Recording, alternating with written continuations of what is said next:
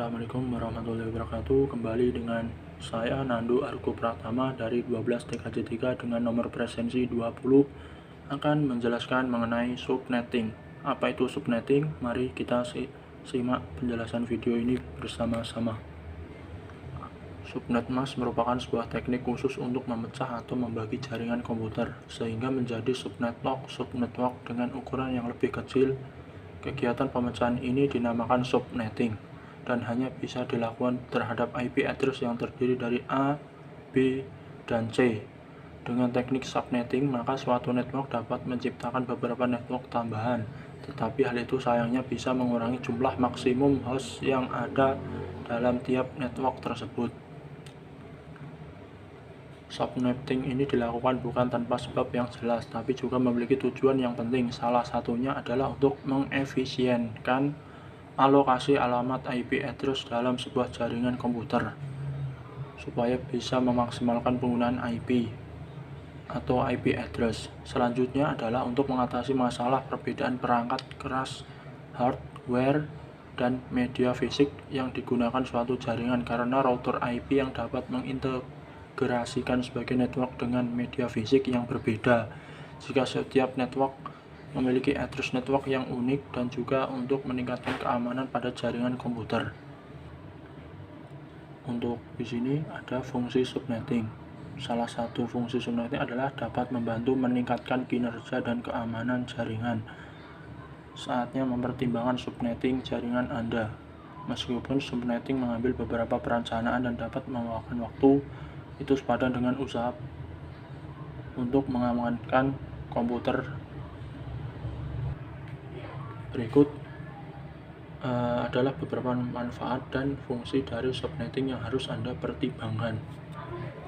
Pertama, mengefisienkan alamat IP. Penghematan alamat IP mengalokasikan IP address yang terbatas agar lebih efisien jika internet terbatas oleh alamat-alamat di kelas A, B, dan C. Tiap network akan memiliki 254,65.000 atau 16 juta IP atau IP address untuk host device-nya. Walaupun terdapat banyak network dengan jumlah host lebih dari 254, namun hanya sedikit network yang memiliki host sebanyak 65.000 atau 16 juta. Kedua, di sini ada mengurangi trafik jaringan. Subnetting memastikan bahwa trafik yang ditujukan untuk perangkat dalam subnet tetap berada di subnet itu, yang mengurangi keleletan melalui penempatan subnet yang strategis. Ini dapat membantu mengurangi beban jaringan dan lalu lintas route yang lebih efisien. Meningkatkan keamanan jaringan. Anda mungkin berpikir bagaimana perangkat di jaringan saya aman.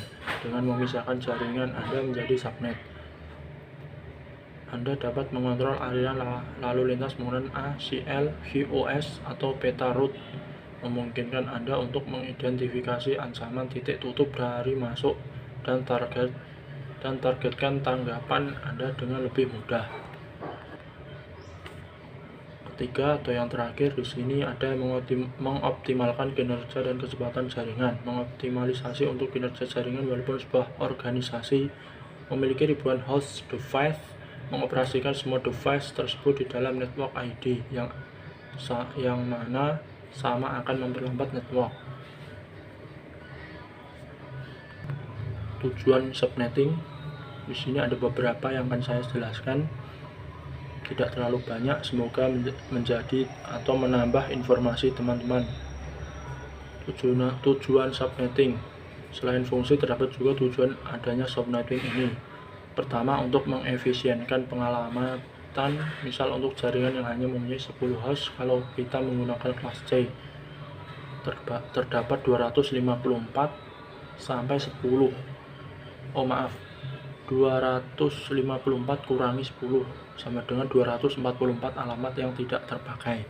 Kedua, membagi satu kelas network atas jumlah subnetwork dengan arti membagi suatu kelas jaringan menjadi bagian yang lebih kecil.